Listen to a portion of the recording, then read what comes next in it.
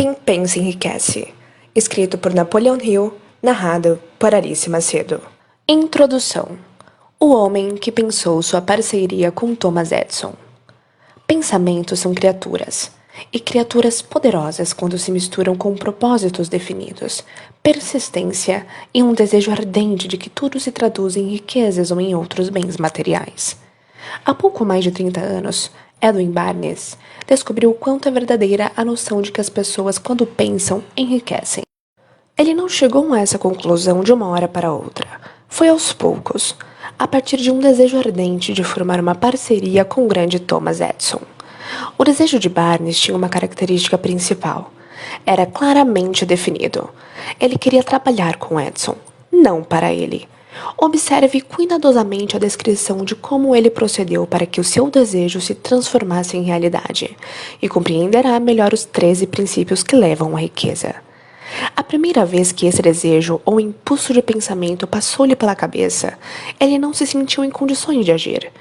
Duas dificuldades se interpunham em seu caminho. Não conhecia Edison e não tinha dinheiro bastante para pagar a passagem de trem até Orange, em Nova Jersey. Essas dificuldades seriam suficientes para desencorajar a maioria dos homens, mas aquele não era um desejo como outro qualquer. Barnes estava tão determinado a encontrar um meio de levar adiante a sua vontade que não se deu por vencido, e decidiu viajar como bagagem. Foi para West Orange em um trem de carga. Chegando ao laboratório de Thomas Edison, anunciou que estava ali para entrar no mundo dos negócios como parceiro do inventor. Edison relatou anos mais tarde ao falar desse primeiro encontro. Lá estava ele, parado na minha frente, mais parecendo um andarilho, embora houvesse algo em seu rosto que transmitia determinação de conseguir o que fora buscar. Eu tinha aprendido durante anos de convívio com as pessoas que, quando um homem deseja alguma coisa tão obstinadamente, a ponto de arriscar todo o seu futuro em um lance único para consegui-la, é porque está seguro da vitória. Dei-lhe a oportunidade que pediu, porque percebi sua determinação de tentar até alcançar o êxito. O que aconteceu depois serviu para provar que eu estava certo. O próprio Edison declarou que as palavras de Barnes, naquela ocasião, foram infinitamente menos importantes do que suas ideias. A aparência do jovem em nada o ajudava. O que levou Thomas Edison a aceitá-lo em seu laboratório foi o que o rapaz pensava. Se a importância dessa declaração pudesse ser captada neste momento por todos os leitores deste livro, os próximos capítulos não seriam necessários. Mas Barnes não conseguiu a sociedade com Edison logo na primeira entrevista. No início, trabalhou em troca de um salário irrisório, executando tarefas que, para o mestre, não tinham a menor importância, mas que para o aspirante eram importantíssimas, pois lhe davam a oportunidade de exibir a sua mercadoria de modo que o sócio, em perspectiva, pudesse vê-la. Meses se passaram. Aparentemente, nada acontecia para tornar realidade a ambicionada meta que Barnes havia estabelecido como seu principal propósito definido. Alguma coisa importante, porém, ocorria em sua mente. Ele intensificava continuamente o desejo de se tornar sócio nos negócios de Edison.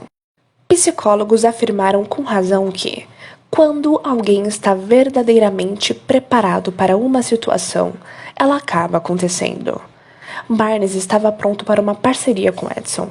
Mais do que isso, ele estava determinado a permanecer pronto até conseguir o seu intento.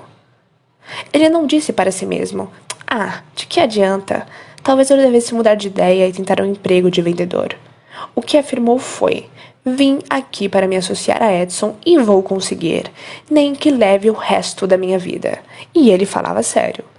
Como os seres humanos teriam histórias diferentes para contar se adotassem um propósito definido e o mantivessem até que se tornasse uma verdadeira ideia fixa? Talvez o jovem Barnes não soubesse disso naquele momento, mas sua tenaz determinação e a persistência em concentrar-se em um único desejo estavam destinadas a derrotar toda e qualquer oposição, trazendo-lhe a oportunidade que buscava. Quando a ocasião surgiu, foi de forma inusitada e vinda de onde Barnes jamais poderia imaginar. Este é um dos truques da oportunidade. Ela tem um hábito de disfarçar-se, entrando sorrateiramente pela porta dos fundos e, às vezes, tomando a aparência de uma desventura ou derrota temporária. Talvez seja por isso que muitos deixam de reconhecê-la. Edison acabara de aperfeiçoar um novo equipamento para escritório, conhecido na época como Edison Dictate Machine, o ditafone. Os vendedores não se entusiasmaram com a máquina e não acreditaram que pudesse ser vendida com facilidade. Barnes viu aí a sua oportunidade. Ela chegara silenciosamente, escondida em uma máquina de aparência estranha que não interessava a ninguém, a não ser a ele e ao inventor. Barnes sabia que conseguiria vender o ditafone. Sugeriu isso a Edison e prontamente conseguiu uma chance. E realmente vendeu a máquina. Na verdade, com tal sucesso que Edison lhe ofereceu um contrato de comercialização e distribuição para todo o país.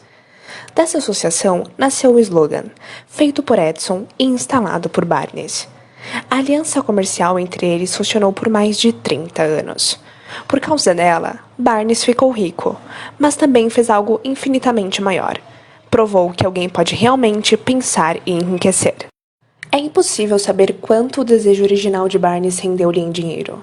Talvez 2 ou 3 milhões de dólares.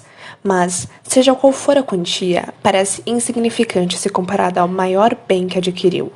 O conhecimento preciso de que um impulso intangível de pensamento pode ser transformado em sua contrapartida física, por meio da aplicação de princípios conhecidos.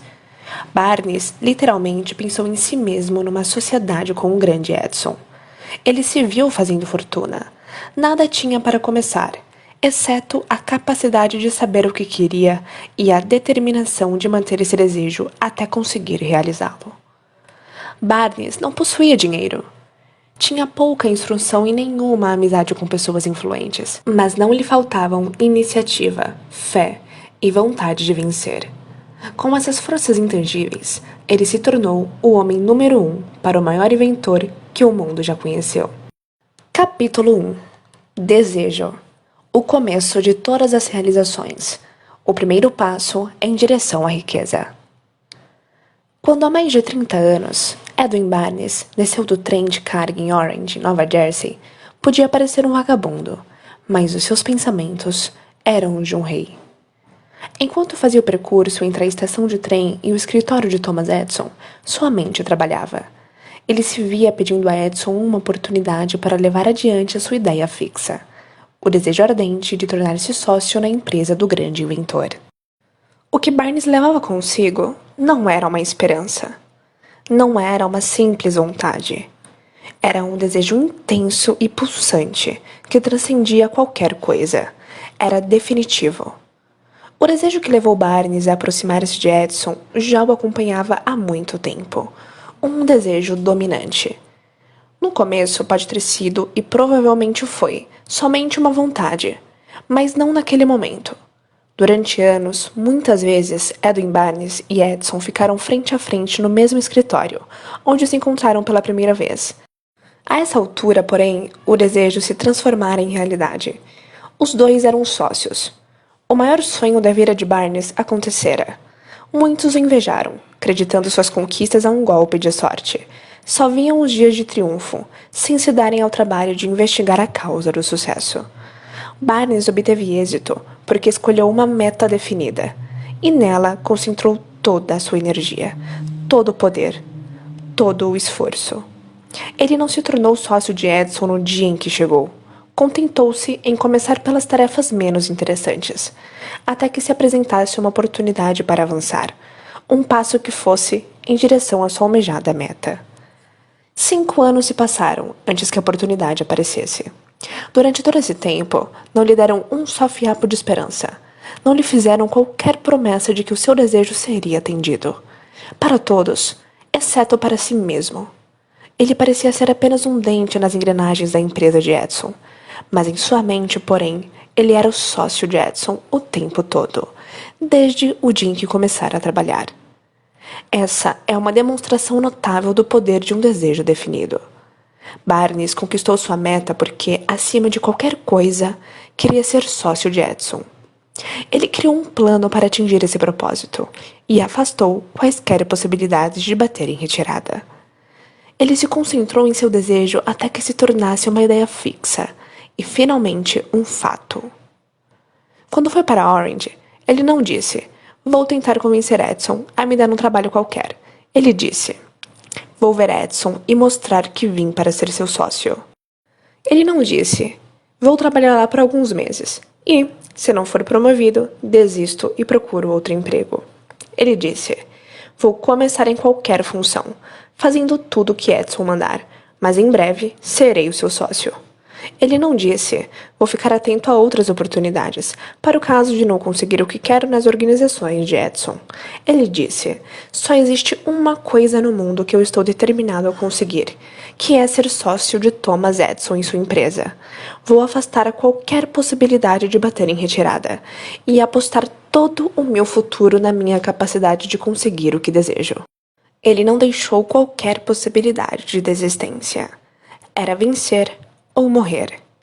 Essa é a história do sucesso de Barnes. Há muito tempo, um grande guerreiro se viu diante de uma circunstância em que era necessário tomar uma decisão que garantisse a vitória no campo de batalha. Devia lançar o seu exército contra um poderoso adversário que contava com tropas muito mais numerosas. Embarcou seus homens em navios e velejou rumo ao país inimigo. Lá, desembarcou soldados e equipamentos e deu a ordem de queimar os navios em que tinham viajado.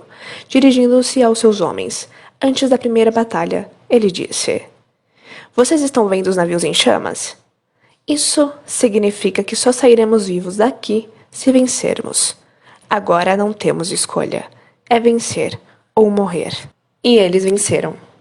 Quem quiser ter sucesso em uma empreitada, precisa queimar os navios e cortar todas as possibilidades de bater em retirada. Somente assim conseguirá manter esse estado de espírito conhecido como desejo ardente de vencer, essencial ao sucesso. Na manhã seguinte ao grande incêndio de Chicago, um grupo de comerciantes observava os restos enfumaçados do que antes haviam sido as suas lojas. Precisavam decidir se tentariam reconstruir os prédios ou se deixariam a cidade, recomeçando em outra região mais promissora. Chegaram à decisão. Todos deixariam Chicago, exceto um. O comerciante que decidiu ficar e reconstruir a sua loja apontou para o que restara dela e disse: "Senhores, neste mesmo lugar vou construir a maior loja do mundo. Não importa quantas vezes ela pegue fogo." Isso se passou há mais de 50 anos. A loja foi reconstruída e está lá, até hoje. Um imponente monumento ao poder desse estado de espírito chamado desejo ardente. Teria sido muito mais fácil para Marshall fazer exatamente o que os demais comerciantes fizeram. Diante de condições adversas e um futuro sombrio, eles recuaram e foram para um local mais favorável. Repare na diferença entre Marshall e os outros comerciantes, porque é a mesma que distingue Edwin Barnes de milhares de outros rapazes que trabalharam nas organizações de Thomas Edison. É a mesma diferença que identifica os vencedores dos perdedores. Todo ser humano que atinge a idade de começar a entender para que serve o dinheiro quer tê-lo, mas querer somente não traz riquezas. No entanto, desejar riquezas com um estado de espírito que se torne uma ideia fixa, planejar meios e modos definidos para conquistá-las e basear esses planos em uma persistência que não admita o fracasso, isso sim trará riquezas. O método pelo qual o desejo de riquezas pode ser transformado em seu equivalente financeiro fundamenta-se em 6 práticos e definidos passos. Primeiro, fixe em sua mente a quantia exata que você deseja. Não basta dizer apenas: "Eu quero muito dinheiro." Determine qual montante. Existe uma razão psicológica para essa determinação, que será descrita em um dos próximos capítulos. Segundo, declare exatamente o que pretende dar em troca do dinheiro que receber. Nada vem de graça. Terceiro, estabeleça uma data definida, na qual pretende possuir a importância desejada. Quarto, elabore um plano detalhado para a realização do seu desejo e comece imediatamente, quer se considere ou não em condições de colocá-lo em ação. Quinto, Redija um documento declarando precisa e claramente a quantia que quer conseguir, determinando o prazo limite, especificando o que pretende dar em troca e descrevendo em detalhes o plano a ser posto em prática para juntar dinheiro. Sexto, leia a declaração escrita em voz alta, 2 vezes por dia, uma antes de deitar-se à noite e outra assim que se levantar pela manhã. Enquanto lê, acredite que já tem o dinheiro em seu poder. Veja e sinta a cena. É fundamental seguir as instruções descritas nessas 6 etapas. É especialmente importante observar e seguir as instruções da 6ª etapa. Você talvez ache impossível ver-se na posse do dinheiro antes de tê-lo realmente. É aí que entra o desejo ardente. Se você desejar dinheiro tão intensamente a ponto de o desejo virar ideia fixa, não terá dificuldade em convencer-se de que irá consegui-lo. O objetivo é querer dinheiro com tal determinação que você se convença de que vai tê-lo. Somente aqueles que se tornam conscientes do dinheiro chegam a acumular grandes fortunas. A consciência do dinheiro significa que a mente foi tão completamente tomada pelo desejo de riqueza que a pessoa consegue ver-se rica. Aos não iniciados, aqueles que não conhecem o funcionamento da mente humana, essas instruções podem parecer impraticáveis. A todos que não reconhecem a força dos 6 passos, pode ser de grande ajuda saber que essa informação foi recebida de Andrew Carnegie, que começou como operário em uma usina siderúrgica e conseguiu, apesar da origem humilde, fazer que esses princípios lhe proporcionassem a considerável fortuna de mais de 100 milhões de dólares. Também é bom saber que os 6 passos aqui recomendados foram cuidadosamente examinados por Thomas Edison, que neles colocou seu selo de aprovação, por serem não somente essenciais à acumulação de riquezas, mas necessários à realização de qualquer meta definida.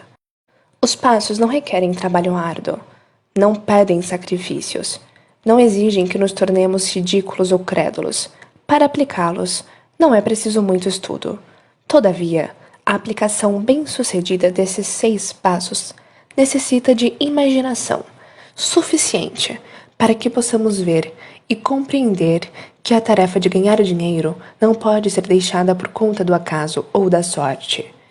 Precisamos entender que todos os que acumularam grandes fortunas tiveram, primeiro, sonhos, esperanças, vontades, desejos e planos. É importante enfatizar que as riquezas só chegam em grande quantidade quando as desejamos ardentemente e nos vemos na posse delas. Desde os primórdios da civilização até o presente, todo grande líder foi um sonhador. O cristianismo é a maior força em potencial no mundo de hoje, porque seu fundador foi um intenso sonhador, com visão e imaginação suficientes para enxergar realidades em suas formas mental e espiritual antes que se materializassem. Quem não vê grandes riquezas na imaginação, jamais as verá no extrato bancário.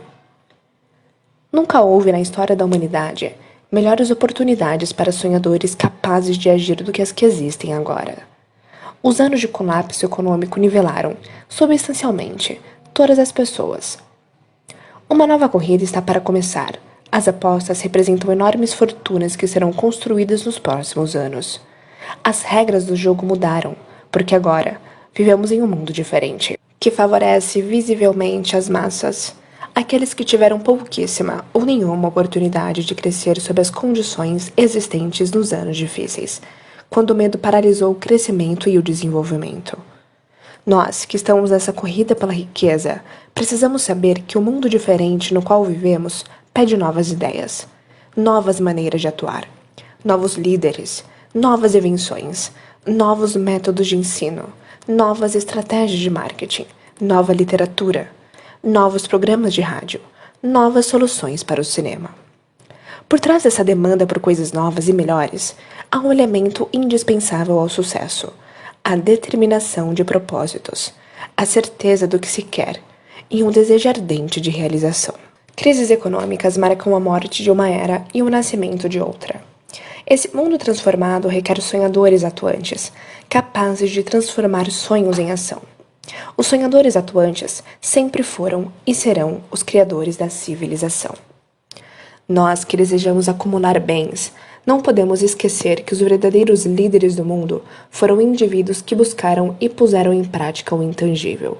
Forças invisíveis de oportunidades futuras, convertendo essas forças ou impulsos do pensamento em arranha-céus, cidades, fábricas, aviões, automóveis e toda a sorte de facilidades que tornam a vida mais confortável.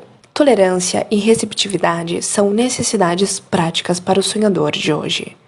Aqueles que têm medo de novas ideias estão condenados ao fracasso antes mesmo de começar.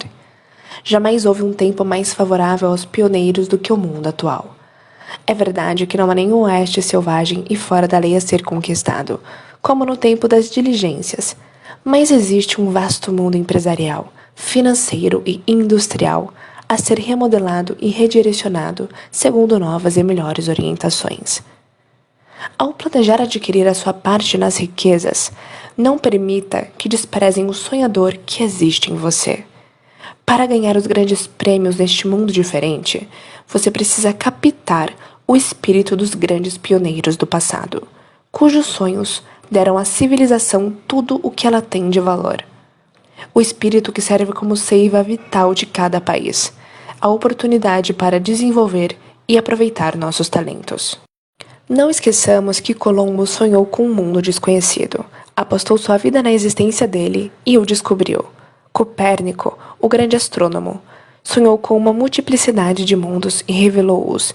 Ninguém o acusou de visionário depois que provou estar certo. Ao contrário, o mundo o reverenciou em seu túmulo. O que prova, mais uma vez, que o sucesso não precisa de desculpas e o fracasso não permite desculpas. Se o que quer fazer é certo e você acredita nisso, vá em frente. Priorize o seu sonho e, caso sofra uma derrota temporária, não se importe com o que os outros disserem, porque eles talvez não saibam que todo fracasso traz consigo a semente de um sucesso equivalente.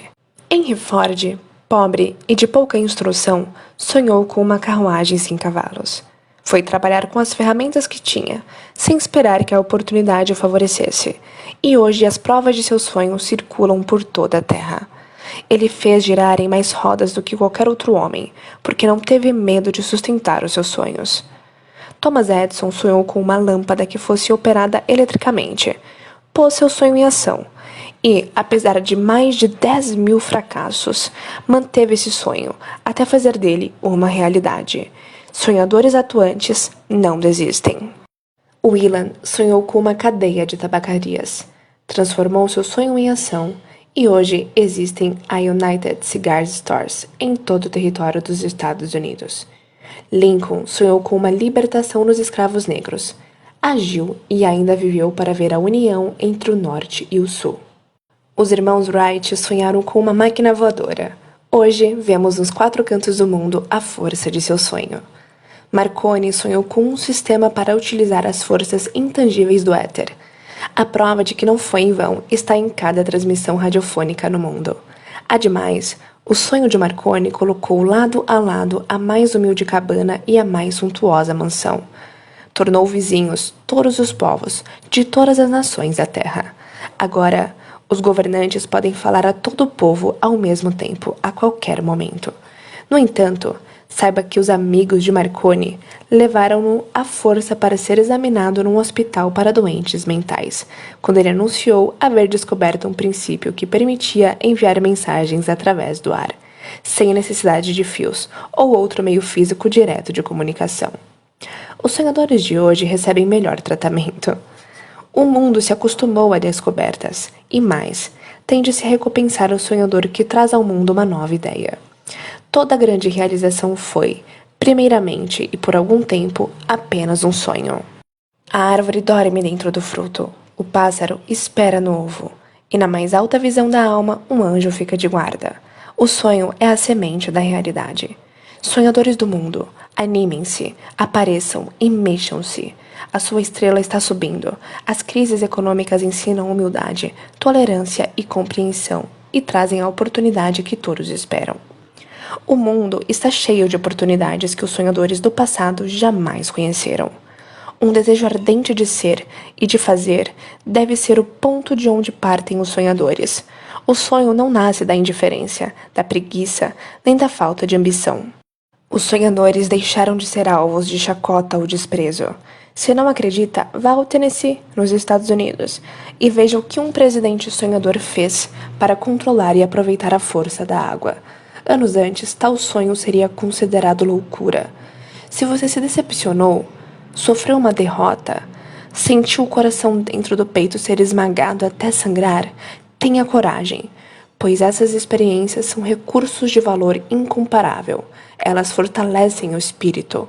Lembre-se, também, de que todos os que obtiveram êxito na vida começaram de baixo e ultrapassaram enormes dificuldades até chegar lá. Usualmente, na vida dos bem-sucedidos, a virada ocorreu em um momento de crise, durante o qual foram apresentados a seu outro eu. John Bunyan, depois de ter sido preso e severamente punido em razão de suas ideias sobre religião, escreveu O Peregrino, a viagem do cristão à cidade celestial, livro que se encontra entre os melhores de toda a literatura inglesa. O. Henry, considerado um dos maiores contistas norte-americanos, descobriu o gênio adormecido em seu cérebro quando problemas do mundo dos negócios o levaram à cadeia, em Columbus.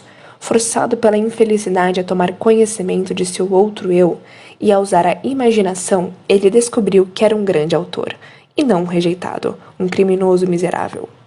Os caminhos da vida são estranhos e tortuosos, e mais estranhos ainda são os rumos da inteligência infinita, que força o indivíduo algumas vezes a passar por todo tipo de castigo, até descobrir no próprio cérebro a capacidade de criar ideias úteis por meio da imaginação.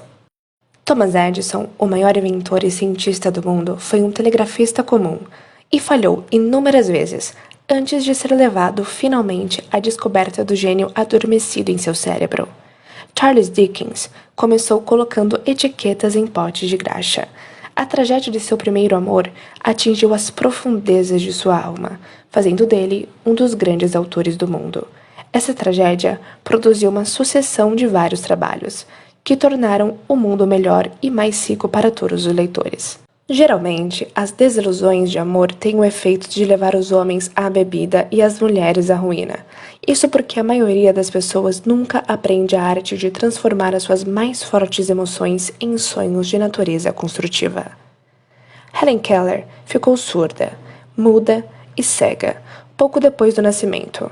Apesar das sérias deficiências, ela escreveu seu nome para sempre nas páginas da história dos grandes. Sua vida comprovou que ninguém é jamais derrotado até que aceite a derrota como realidade. Robert Burns era um jovem camponês inculto, assolado pela pobreza, e podia ter sido apenas mais um beberrão, mas fez o mundo ficar melhor, traduzindo lindos pensamentos em forma de poesia, e assim arrancando espinhos e plantando rosas em seu lugar. Booker nasceu escravo e foi discriminado pela condição e pela cor. Por exercer a tolerância, ter sempre a mente aberta para todos os assuntos e ser um sonhador, deixou sua marca para o bem de toda uma raça. Beethoven era surdo, Milton era cego, mas os seus nomes serão lembrados para sempre, pois eles sonharam e transformaram seus sonhos em pensamentos organizados. Antes de passar ao próximo capítulo, acenda outra vez na sua mente o fogo da esperança, fé, coragem e tolerância. Com esses sentimentos e conhecimento suficiente dos princípios descritos, tudo mais que precisar virá a você. Quando chegar o momento, se você estiver pronto, deixemos Ralph Waldo Emerson, escritor e filósofo norte-americano, expor o seu pensamento nestas palavras. Cada provérbio, cada livro, cada máxima que sirva de auxílio e conforto, certamente lhes chegará, através de caminhos diretos ou tortuosos, e todo amigo de alma grandiosa e gentil o prenderá em seu abraço. Há uma diferença entre desejar algo e estar pronto para recebê-lo. Ninguém recebe se não acredita. Precisa haver um estado de crença, e não de simples esperança ou vontade. Deixar a mente aberta é essencial para crer. Mentes fechadas não inspiram fé nem coragem. Lembre-se de que é necessário o mesmo empenho tanto para pensar grande, pedir abundância e prosperidade, como para aceitar a miséria e a pobreza. Um grande poeta declarou essa verdade universal com muita propriedade nestes versos. Fiz com a vida o trato de receber uma moeda. E a vida não me pagou mais, embora mais tarde eu pedisse, ao verificar o pouco que tinha. Porque a vida é um patrão justo, que dá o que você pede. Mas, uma vez acertado o pagamento, é preciso suportar a tarefa. Eu me contentei com um salário vil, só para descobrir, consternado, que a vida me pagaria de boa vontade o que eu tivesse pedido. O desejo supera a mãe natureza. Para encerrar adequadamente este capítulo, quero apresentar uma das pessoas mais incomuns que conheci. Eu o vi pela primeira vez há 24 anos, poucos minutos após o seu nascimento. Ele veio ao mundo sem qualquer vestígio físico de orelhas. E o médico admitiu, quando pressionado a opinar que a criança provavelmente jamais conseguiria ouvir, nem falar. Desafiei a opinião do médico. Tinha o direito de fazê-lo, pois era o pai do bebê. Naquele momento eu tomei uma decisão que, no entanto, revelei apenas ao meu coração. Decidi que o meu filho iria ouvir e falar.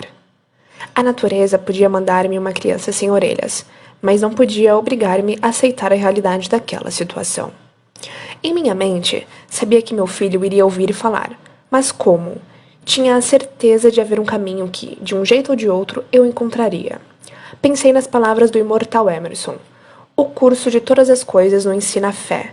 Só precisamos aprender. Existe um guia para cada um de nós, e ouvindo humildemente, reconheceremos a palavra certa. A palavra certa? Desejo. Mais do que qualquer outra coisa, eu desejava que meu filho não fosse um surdo-mudo, e nunca abri mão desse desejo, nem por um segundo. Muitos anos antes, eu havia escrito: as únicas limitações são aquelas que estabelecemos em nossa mente. Pela primeira vez, me perguntava se aquela seria uma afirmação verdadeira.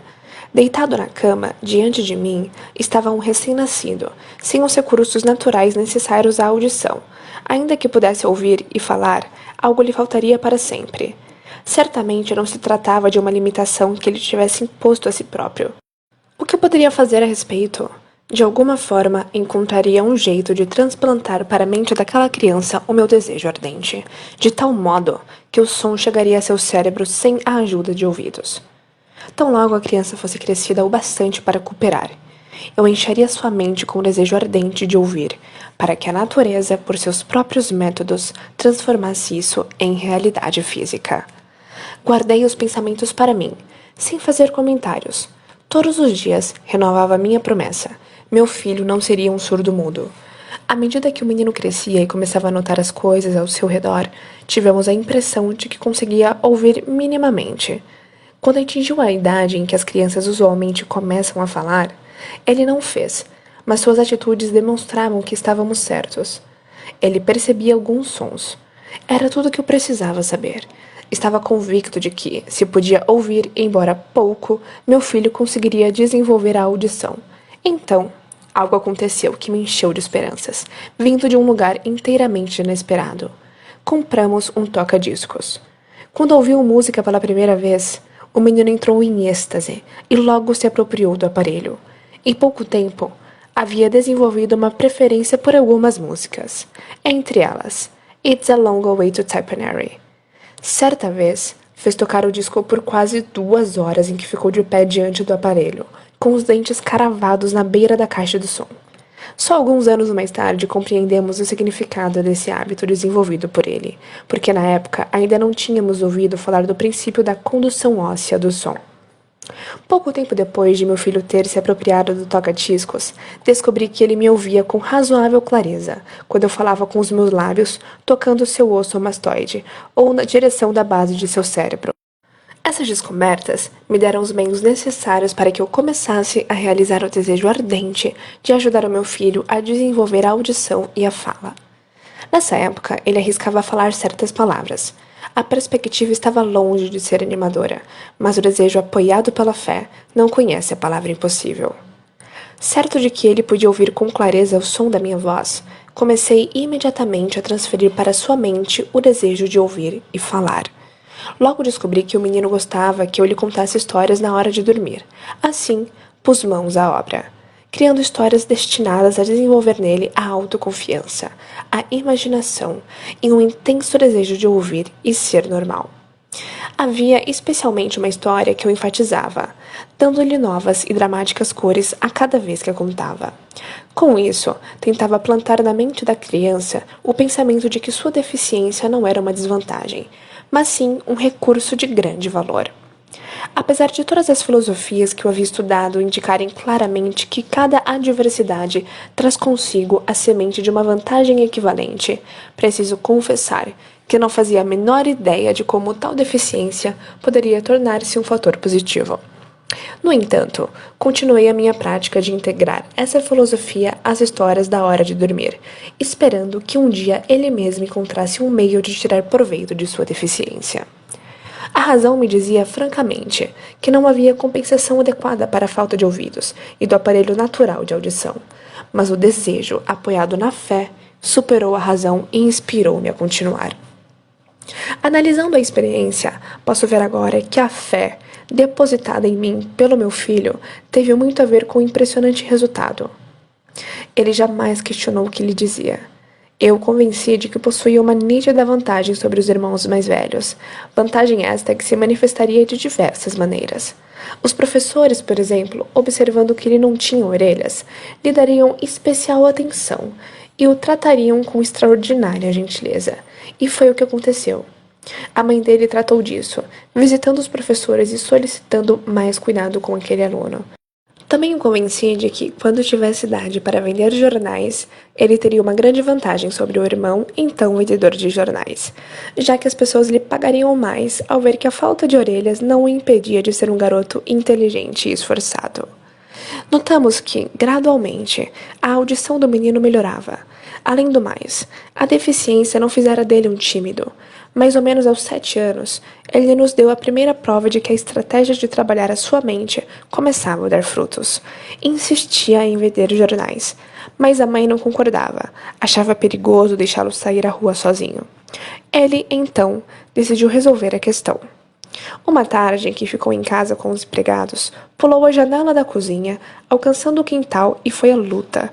Pediu 6 centavos emprestados ao sapateiro da vizinhança, comprou jornais, vendeu-os, reinvestiu o dinheiro e durante a tarde inteira repetiu a operação. Após fazer as contas e pagar ao banqueiro o dinheiro que havia tomado emprestado, teve um lucro líquido de 42 centavos.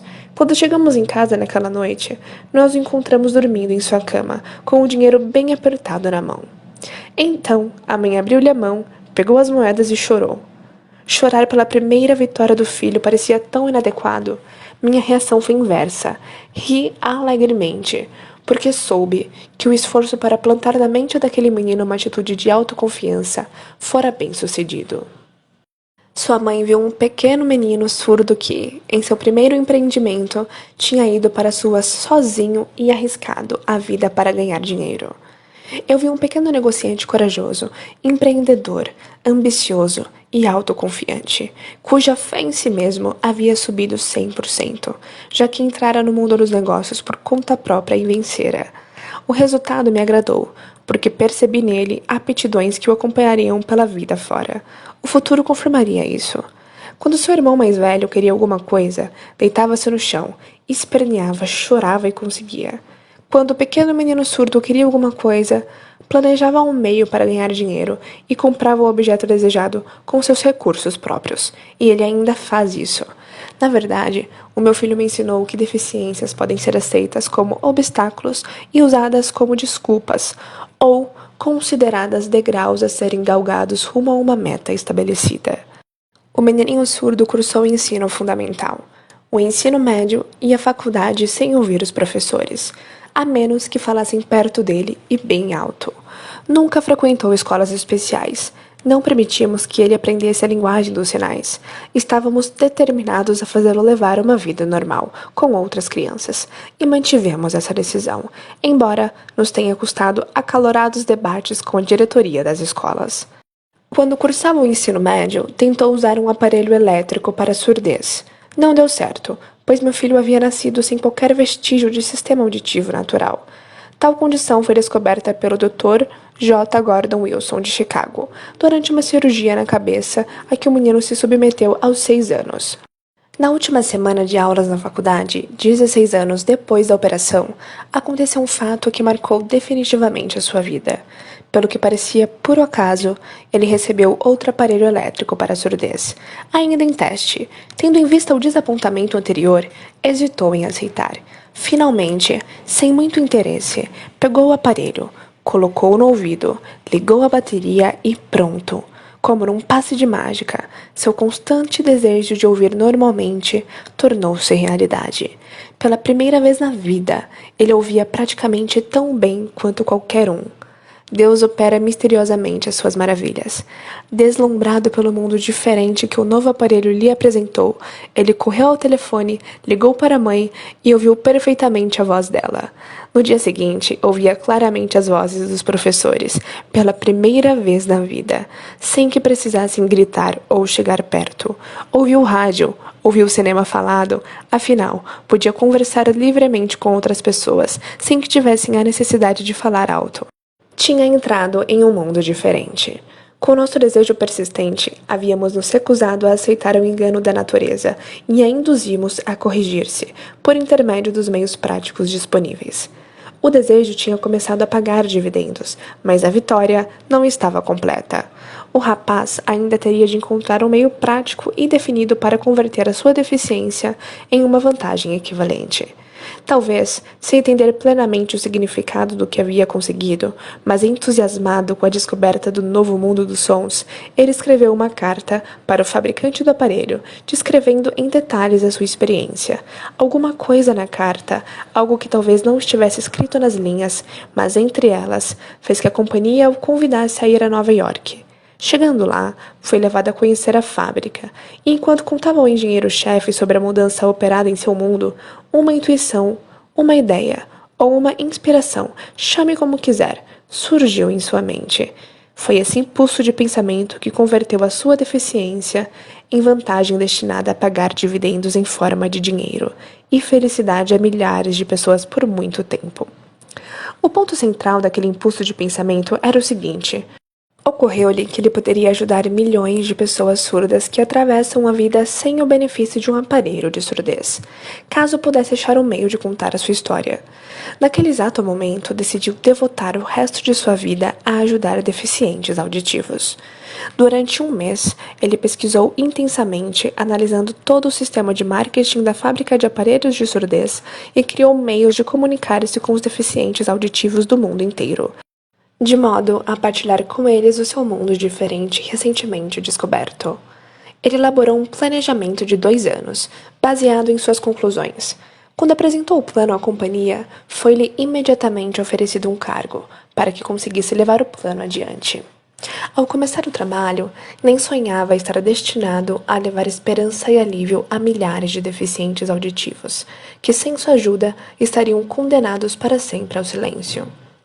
Pouco depois de tornar-se sócio do fabricante de aparelhos, ele me convidou a assistir a uma aula oferecida pela empresa para ensinar deficientes auditivos a ouvir e a falar. Apesar de desconhecer o método, fui à aula. Eu me senti um tanto cético, porém tinha esperanças de não estar perdendo tempo. O que ouvi me levou a entender melhor o que eu havia feito para despertar e manter vivo na mente do meu filho o desejo de ouvir normalmente. Vi deficientes aprendendo a ouvir e a falar por meio do mesmo princípio que eu usara, mais de 20 anos antes, para livrar meu filho do silêncio. Assim, por uma estranha volta da roda do destino, Blair e eu estávamos destinados a auxiliar aqueles que ainda nem haviam nascido, por sermos os 2 únicos seres humanos, que eu saiba, a estabelecer definitivamente o fato de que uma deficiência poderia ser corrigida a ponto de permitir uma vida normal. Se havia sido possível para um, seria possível para outros. Não tenho dúvidas de que Blair teria sido um surdo-mudo por toda a vida, se sua mãe e eu não tivéssemos moldado a sua mente como fizemos. O próprio médico que fez o parto disse, confidencialmente, que a criança poderia nunca ouvir ou falar. Há pouco tempo, o Dr. Irving Voorhees, um notável especialista em casos semelhantes, examinou Blair muito cuidadosamente. Ficou espantado ao verificar como meu filho ouve e fala bem, pois, segundo ele, o exame indicava que, teoricamente, o rapaz não seria capaz de ouvir de forma alguma. mas ele ouve, apesar de os raios-x demonstrarem que não existe qualquer abertura no crânio que permita a ligação entre som e cérebro. Quando implantei na mente do meu filho o desejo de ouvir, falar e viver como uma pessoa comum, esse impulso foi acompanhado de uma estranha influência que fez a natureza construir uma ponte sobre o abismo de silêncio, ligando o cérebro ao mundo exterior por meios que nem os mais capacitados especialistas foram capazes de interpretar. Seria sacrilégio conjecturar a respeito desse milagre da natureza, e imperdoável deixar de contar ao mundo tudo o que sei sobre a humilde parte que me cabe nessa estranha experiência. É meu dever e um privilégio dizer que acredito, e não sem motivos, que nada é impossível àquele que apoia o seu desejo numa fé inabalável. Na verdade, um desejo ardente possui muitos estranhos de se transformar em seu equivalente material. Blair desejou ouvir normalmente e conseguiu. Nasceu com uma deficiência que poderia facilmente levar alguém com um desejo menos definido às ruas com uma canequinha na mão. No entanto, o que seria uma desvantagem serviu de meio para a prestação de um serviço a milhares de deficiências auditivas, além de garantir-lhe um emprego útil e uma remuneração adequada para o resto da vida. As mentirinhas brancas que coloquei em sua mente quando ele era criança, levando-o a acreditar que a sua deficiência se tornaria uma vantagem, foram justificadas. Na verdade, não há nada, certo ou errado, que a crença e o desejo ardente, juntos, não possam realizar. Eles estão aí, à disposição de todos.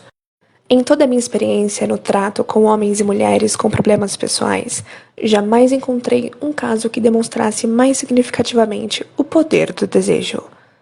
Às vezes, autores cometem um erro de escrever sobre assuntos a respeito dos quais possuem apenas um conhecimento elementar ou superficial. Tive a sorte e o privilégio de usar a deficiência do meu filho para testar a eficácia do poder do desejo. Talvez tenha sido providencial o que aconteceu, pois certamente ninguém está mais preparado do que ele para servir de exemplo do poder do desejo posto à prova. Se até a mãe natureza avergou-se diante da força do desejo, parece-lhe lógico que seres simplesmente humanos possam derrotar um desejo ardente? O poder da mente humana é estranho e imponderável. Não entendemos o método pelo qual a mente utiliza cada circunstância, cada indivíduo, cada objeto a seu alcance, como meio de transformar o desejo em sua contrapartida física. Quem sabe, um dia, a ciência descubra esse segredo. Plantei na mente do meu filho o desejo de ouvir e falar, como uma pessoa comum ouve e fala. Esse desejo tornou-se realidade. Plantei em sua mente o desejo de converter a sua maior deficiência em sua maior vantagem. Esse desejo foi realizado. O modus operandi pelo qual um resultado espantoso foi alcançado não é difícil de descrever. São 3 fatos bem definidos. Primeiro, misturei a fé com o desejo de ouvir normalmente e passei isso para o meu filho. Segundo, comuniquei-lhe o meu desejo de todas as formas possíveis e imagináveis. Em um esforço contínuo e persistente durante vários anos. Terceiro, ele acreditou em mim. Quando eu terminava este capítulo, chegou-me a notícia da morte de Madame Schulman-Heink. Um parágrafo curto no texto da notícia apontava o estupendo sucesso como cantora dessa mulher especial. Transcrevi o parágrafo porque nele se vê que ela chegou ao sucesso exatamente pelo desejo. No início da carreira, Madame Schumann visitou o diretor da Vienna Court Opera para que lhe testasse a voz, mas o teste não aconteceu. Depois de um rápido olhar na jovem sem graça e pobremente vestida, o diretor exclamou de modo nada gentil: "Com essa cara e sem nenhuma personalidade, como pode esperar ser bem-sucedida em ópera? Minha jovem, desista da ideia. Compre uma máquina de costura e vá trabalhar. Você nunca será uma cantora." Nunca é tempo demais. O diretor da Vienna Court Opera entendia muito da técnica do canto, mas sabia pouco sobre o poder do desejo quando ele se torna ideia fixa. Se soubesse mais sobre esse poder, não teria cometido o engano de condenar um gênio sem dar-lhe uma oportunidade. Há alguns anos, um dos meus sócios ficou doente. Como piorava cada dia, foi encaminhado a um hospital para ser operado. Quando ia ser levado para a sala de cirurgia, olhei-o e pensei: Como alguém tão magro e abatido como ele conseguirá enfrentar com sucesso uma operação tão séria? O cirurgião avisou que havia pouca chance, ou quase nenhuma, de vê-lo novamente com vida. Mas essa era a opinião do médico, não a do paciente.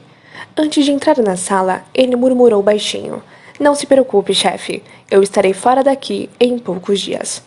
A enfermeira olhou para mim com pena, mas o paciente realmente saiu são e salvo. Depois que tudo acabou, o médico disse: "Ele foi salvo pelo desejo de viver. Nunca teria sobrevivido se tivesse aceitado a possibilidade da morte." Creio na força do desejo apoiado pela fé, porque vi esse poder levar homens de origem muito humilde a posições de poder e riqueza. Eu o vi livrar vítimas das garras da morte. Eu o vi servir de meio para que indivíduos recomeçassem após terem sido derrotados das mais diversas formas. Eu o vi dar ao meu filho uma vida normal, feliz e bem-sucedida, apesar de a natureza o ter trazido ao mundo sem os ouvidos. Como pode alguém despertar e usar o poder do desejo? A resposta está neste capítulo e nos capítulos seguintes. Esta mensagem chegou ao mundo ao fim da mais longa e talvez mais devastadora crise econômica que os Estados Unidos já conheceram.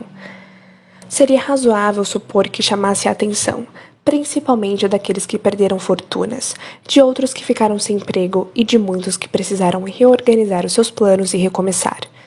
A todos esses, gostaria de transmitir a ideia de que toda realização, qualquer que seja sua natureza ou seu objetivo, precisa começar com um desejo ardente e intenso por algo definido.